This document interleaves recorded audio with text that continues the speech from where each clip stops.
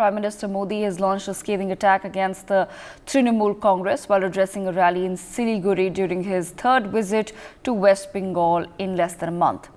He stated, and I quote, "It does not affect TMC when you're struggling or suffering. The entire country is discussing what TMC leaders did to the Dalit and Adivasi women of Sandesh Khali, atrocities against women and looting the hard-earned money of the poor. This is what TMC does."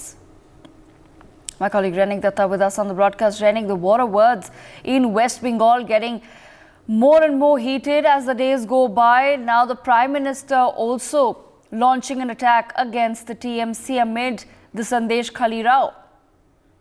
एकदम देखिए, एक तरफ संदेश खाली issue चल रहा है, दूसरी तरफ टीएमसी की तरफ से जिस तरीके से बीजेपी के ऊपर आक्रमण किया जा रहा है, उसी बात का प्रतिक्रिया prime minister Narendra Modi. Prime minister का ये 14वां सफर था बंगाल में। पिछले 3 सफर में भी टीएमसी को घेरने का काम प्राइम मिनिस्टर की तरफ से किया गया था। उसके बाद ही कल जब सिलीगुड़ी में सभा कर रहे थे, उसी टाइम में ममता बनर्जी का टीएमसी को लेकर प्राइम मिनिस्टर की तरफ से बहुत सारे कमेंट आए, जिसमें एकदम स्पष्ट कर दिया गया है कि बंगाल का जो महिलाओं है, बंगाल का जो आदिवासी संप्रदाय है, उन लोगों के ऊपर जिस तरीके का ध्यान टीएमसी को देना चाहिए था, या टीएमसी की तरफ से जिस तरीके से बोला जाता है कि वो लोग ये कैटेगरी के ऊपर ध्यान देते हैं, वो झूठा है। और टीएमसी एकमात्र परिवार के बीच में ही रहता है और खुद का जो आदमी है उसके ऊपर ही ध्यान देता है, आम आदमी के ऊपर ध्यान नहीं देता है। ऐसा ही प्राइम मिनिस्टर की तरफ से कहा गया। यानी बोल सकते हैं इलेक्शन के ठीक पहले ही प्राइम मिनिस्टर की तरफ से 4 बार जो विजिट किया गया था बंगाल में, ये 4 बार में ही टीएमसी को घेरने का काम प्राइम मिनिस्टर की तरफ से किया गया था। और एक तरफ संदेश खाली इशू है, संदेश खाली इशू को लेकर पूरा देश जिसमें नजर बना के बैठे हैं, और उसी बात को सामने रखते हुए प्राइम मिनिस्टर की तरफ से बार बार से टीएमसी को घेरा जा रहा है। और उसके साथ साथ ही जो भी महिलाओं है, जो भी घटना बंगाल में घट रहा है, बंगाल का जो करप्शन सामने आ रहा है, टीएमसी सरकार का जो मंत्रियों के खिलाफ जो करप्शन सामने आ रहा है, उस बात को भी प्राइम मिनिस्टर की तरफ से सामने ले आया गया। यानी बोल सकते हैं कि प्राइम मिनिस्टर के ये 4 सफर में बंगाल बीजेपी के लिए ये इलेक्शन में किस तरीके से कैंपेन किया जाएगा, उसका एक ब्लूप्रिंट भी तैयार हो चुका है। क्योंकि प्राइम मिनिस्टर की तरफ से जिस बयान सामने आया है और जिस बारे में प्राइम मिनिस्टर ने ध्यान उठाया है, और पूरा बंगाल के सामने, बंगाल का 4 जगह में प्राइम मिनिस्टर का जब सभा हुआ था, एक नॉर्थ बंगाल में हुआ था, नॉर्थ बंगाल में कल सिलीगुड़ी में प्राइम मिनिस्टर सभा की है। उसके पहले नॉर्थ 24 परगना में प्राइम मिनिस्टर का सभा था, आरामबाग यानी साउथ 24 परगना में भी प्राइम मिनिस्टर का सभा था। यानी पूरा बंगाल का जो 4 कोना, ये 4 कोना में प्राइम मिनिस्टर का जो सभा, ये सभा से बंगाल बीजेपी की तरफ से, या बोल सकते हैं प्राइम मिनिस्टर नरेंद्र मोदी की तरफ से टीएमसी को जिस तरीके से घेरा गया, ममता बनर्जी को जिस तरीके से घेरा गया, और ममता बनर्जी का सरकार को जिस तरीके से कोई पॉइंट लेकर प्राइम मिनिस्टर की तरफ से घेरा गया, वो बंगाल बीजेपी के लिए बहुत ही महत्वपूर्ण होने जा रहा है ये इलेक्शन में। क्योंकि एक तरफ कल जब जनसभा को संबोधित कर रहे थे मोदी जी, उसी पहले 4,500 करोड़ रुपया का इन्वेस्टमेंट जो वो प्रोजेक्ट का इनॉग्रेशन किया था प्राइम मिनिस्टर, बंगाल के लिए था वो प्रोजेक्ट। और उसके बाद ही जब जनसभा को संबोधित कर रहे थे, उसी टाइम में तृणमूल कांग्रेस का जो करप्शन, तृणमूल कांग्रेस का जो मोटो था, जो जिस मोटो ने टीएमसी को सरकार में ले आया था, उस मोटो किस तरीके से काम नहीं कर रहा है,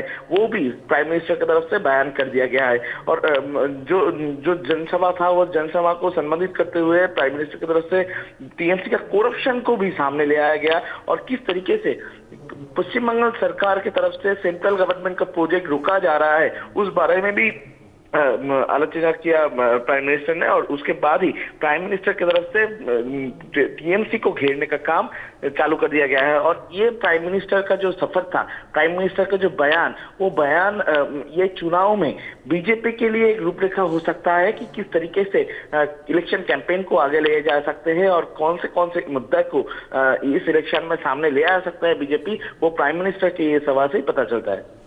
Absolutely. At the same time, Renik, if you can take our viewers through details of where exactly has the probe in the Sandesh Khali matter reached at this point in time? एकदम संदेश खाली matter को लेकर अभी भी बहुत सारे सवाल सामने आ रहा है कि शेख शाहजहां, जो शेख शाहजहां के नाम बार बार से सामने आ रहा था, ये शेख शाहजहां 55 डेज फरार था, तो किसके वजह से वो फरार था, उसके पीछे कौन है? सीबीआई का जो सूत्र कह रहे हैं, सीबीआई के हाथ जो इंफॉर्मेशन लगा है कि शेख शाहजहां के जो 2 मोबाइल नंबर, वो मोबाइल कॉन्टेक्ट डिटेल्स में नाम मिला है बहुत सारे पॉलिटिकल लीडर्स का। यानी जिस दिन इस घटना घटा था उसी टाइम में पॉलिटिकल लीडर्स के साथ बात हुआ था ये शेख शाहजहां का।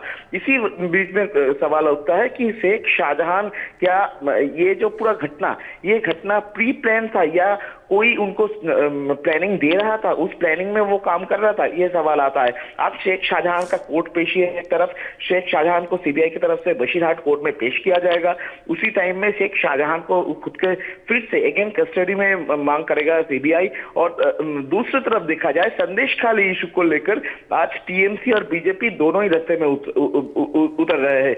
एक तरफ टीएमसी की तरफ से कोलकाता का ब्रिगेड मैदान में टीएमसी का शक्ति प्रदर्शन होगा, जिस जगह में जिस तरीके का अपोजिशन पार्टीज की तरफ से टीएमसी के ऊपर लगातार आक्रमण हो रहा है, उसी बात को लेकर कमेंट कर सकता है सीएम ममता बनर्जी। और ममता बनर्जी खुद उधर रह के जनसभा को संबोधित करेंगे और जनसभा के बीच में जाने के लिए रैंप भी तैयार किया गया है तृणमूल कांग्रेस की तरफ से। तृणमूल कांग्रेस की तरफ से ब्रिगेड मैदान को निर्वाचन के ठीक पहले, इलेक्शन के ठीक पहले ही एक वोट कैंपेन में शक्ति प्रदर्शन का एक मंच तैयार करने का प्रयास टीएमसी की तरफ से किया गया है। दूसरी तरफ देखा जाए तो बीजेपी की तरफ से संदेश खाली इशू को लेकर फिर से रास्ते में उतर रहे हैं शुभेंदु अधिकारी, सुकांत मजुमदार के जैसे टॉप मोस्ट लीडर। वो लोग आज संदेश खाली का जो नायगढ़ पुलिस स्टेशन एरिया है उधर आकर में एक पब्लिक रैली करेगा, उसके बाद पब्लिक मीटिंग में अटेंड करेगा। कलकत्ता हाईकोर्ट की तरफ से भी ये मीटिंग का परमिशन दिया गया है और उसके बाद आज सुबह 11 बजे वो लोग नायगढ़ पुलिस स्टेशन पहुंचेंगे।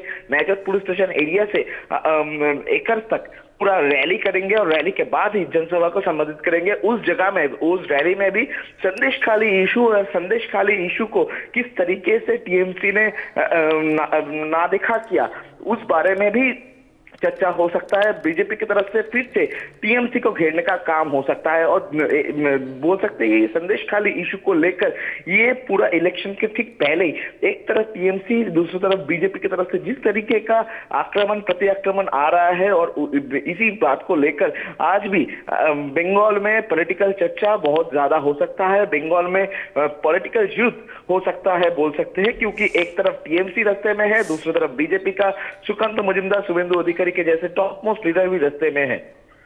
For more such videos, subscribe to the NewsX YouTube channel, hit the bell icon.